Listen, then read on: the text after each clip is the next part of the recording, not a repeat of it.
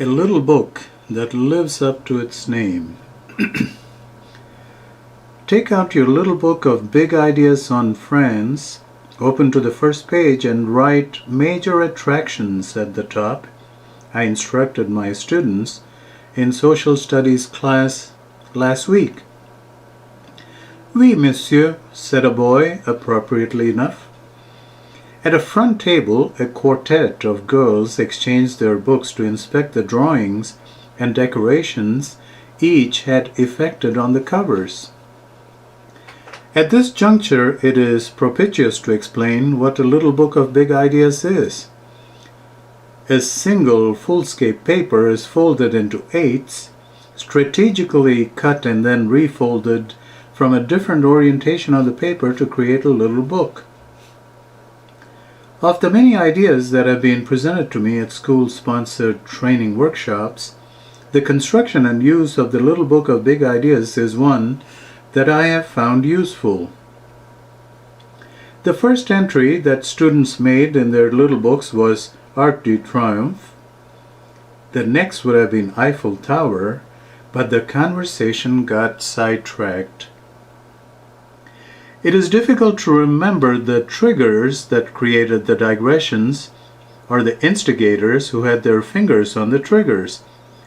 Suffice it to say that some fingerprints belong to students and some to the teacher.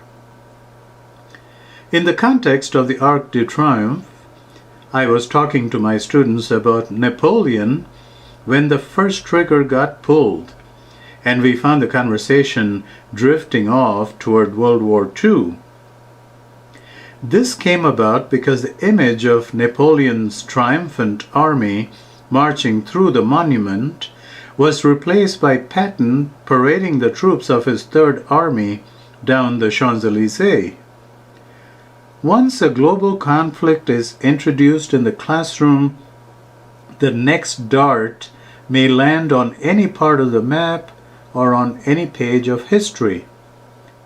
A boy said that his grandfather had fought in World War II and that he had a helmet that once was worn by a Japanese soldier. He asked if he could bring it to class for show and tell. I endorsed this suggestion wholeheartedly, whereupon the boy said with greater ebullience that he could also get his hands on a samurai sword. In the culture and climate that we live in, even a toy pirate sword brought to school by a student for Halloween can be problematic. The samurai sword had to stay home. In another social studies class, I was able to vault over the Arc de Triomphe and the Eiffel Tower and land at the Louvre Museum. The stay, however, was brief because the tug of conversation took us to the Metropolitan Museum of Art, home to two runaway children in E.L. Konigsberg's novel From the Mixed-Up Files of Mrs. Basil E. Frankweiler. Then I remembered the time when, in an attempt to replicate the experience of the two fictional runaways, I had taken a group of 6th grade students for a sleep-in at the Alamogordo Space Center.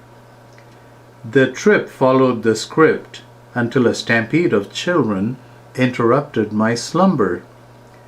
The fuse that lit the pandemonium was Ham, the first chimp launched into outer space whose ghost had become manifest in the middle of the night.